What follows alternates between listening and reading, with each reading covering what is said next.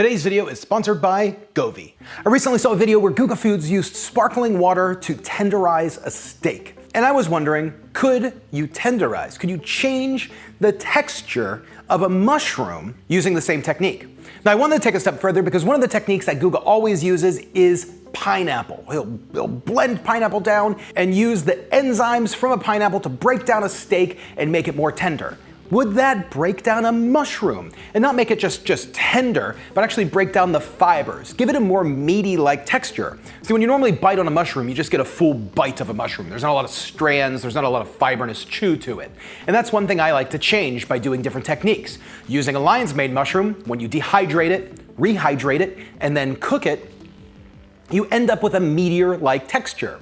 Could we skip all of the dehydrating steps, all of like the 12 hours and 6 hours, and just tenderize it using like the enzymes from a pineapple, or even something as simple as using sparkling water? I wanted to do this test. Let's do it. It's gonna be easy. Let's jump right into it. Oh, and by the way, Guga, if you're watching, let's do something. You're in Miami, I'm in Orlando. I'll drive down. I'll make you a plant-based steak that'll blow your mind. Let's get moving. Okay, so I was shooting to get probably the thickest mushrooms that I could find. The king oyster mushrooms are probably gonna be that most people can find. You can find these in a lot of Asian markets, sometimes Whole Foods carries them. But before we get experimenting on the mushrooms with the water, I wanna try the pineapple trick. This is definitely a trick that Guga uses all of the time to tenderize his meats. So, will it tenderize and break apart a mushroom to give us that meteor-like consistency? Let's find out. So let's prep up the pineapple. Now the skin and the core of the pineapple contain most of the bromelain. So we're gonna be using the whole pineapple, the skin and the stem, the core of the pineapple. The core of the pineapple is where a majority of the bromelain is located. I really love pineapple, so all of this going to this test is just bothering me. I'd love to just eat the pineapple.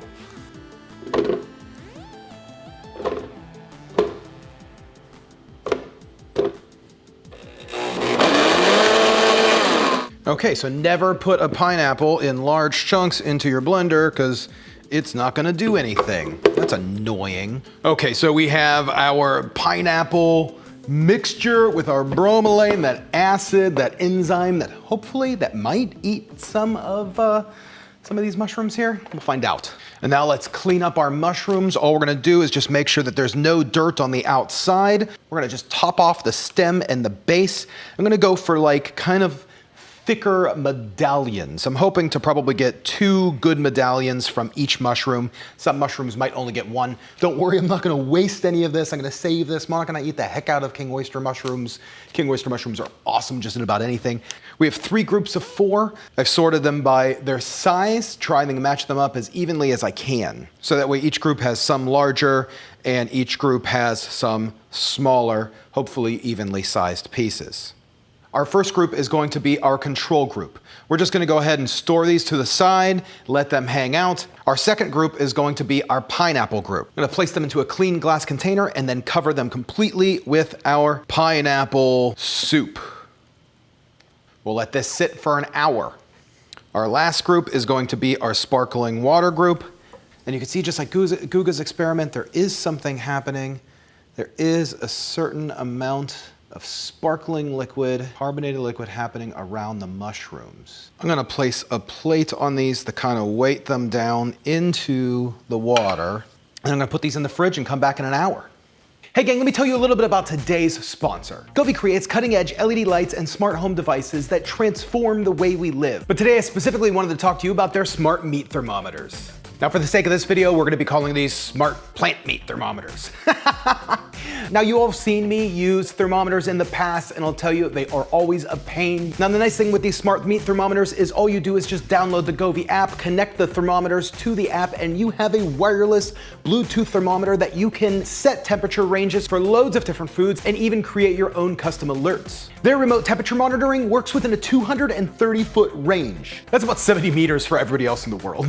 With the preset alerts, when your food reaches the predetermined temperature, an alarm will sound from the thermometer and from the Govee app itself, which is pretty awesome. And the app generates a food temperature chart so you can see exactly how your food cooked. That's a bunch of useful information for when you're cooking things like, say, vegan cheese, and you want to see at what point the starch starts to react. I'm pretty excited to use that. So Govee, thanks for sponsoring today's video. Make sure you click the link in the description below so that way you can pick up your Govee smart thermometers. These are a lifesaver. I'm loving them. Okay, so we have our control mushrooms out. We have our pineapple mushrooms. I guess I'm just gonna have to like dig in here and just kind of pull these out. We're probably gonna have to like rinse them off. Ooh, they are soft. They're wildly soft. Okay, I'm just wondering if they're gonna taste like pineapple. Like, did this just suck up a ton of pineapple juice? Okay, and then now our soda water, carbonated mushrooms. Ooh, these got massive. They actually got like bigger. I don't know if there's a huge difference, but I guess we'll find out. Now I'm assuming the ones in the carbonated water just got bigger because they just soaked in a lot of the juices from the carbonated water, but I do feel like there is a difference. It feels a little softer. It actually feels softer than the ones that are just completely raw. I'm kind of wondering like if they're just soaked through, like if we're gonna steam them. But what I want to do is we're going to score these and then we're gonna do some basic salt and pepper on it. No like crazy seasonings. Okay, so our control is gonna go on a green plate. We have our water mushrooms going on our blue plate and our pineapple mushrooms going on our yellow plate. Let's sear these up. We're gonna sear them in a hot cast iron skillet with some olive oil. We're gonna get this cast iron skillet pretty hot, on a pretty medium high heat or high heat. We're gonna sear these for about 2 to 3 minutes per side. Let's get going. And you could really see how the pineapple mushroom seems to cook fastest. The pineapple mushroom cooked the fastest by about 50%. It was pretty wild. Which next up was the water mushroom, which cooked slightly faster than our control. Okay, so in the style of Guga, we're gonna give the taste test of these to find out exactly what each one did. You can see the amount of like liquid and oil that came out of these mushrooms. It's quite a bit. The water mushrooms seem to get rid of the most liquid. I mean, that kind of makes sense because it's water. But let's give our control mushrooms a taste first. There you go, baby. It's tender. Now you love king oyster mushrooms. I do. Okay. Cheers. Really good. That's awesome. Really good. Juicy, soft, tastes like a mushroom.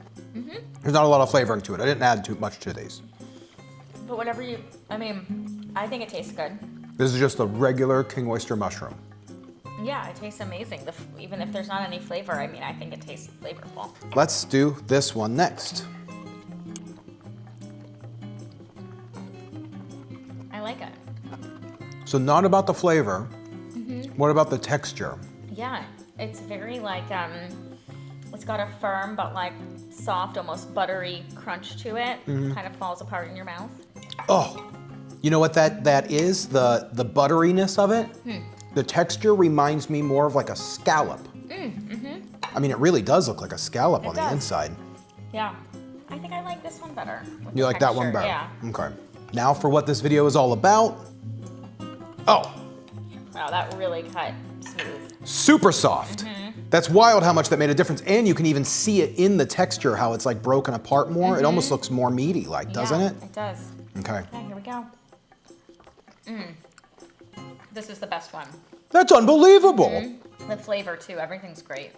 The texture's also firm. It has a nice chew, but it's just soft enough that, you know, it breaks in your mouth. It breaks down. It breaks down easier. Yeah. And is it the juiciest one? I think it is, yeah.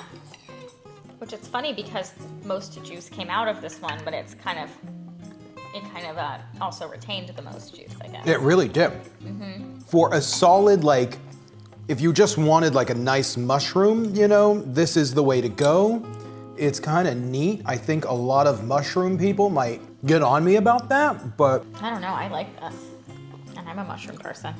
I mean, but these here, I'm gonna start messing with this a little bit more, using the sparkling water to break down the fibers in these mushrooms. This is it. Yeah, it's awesome. So good. That's super good. Super good.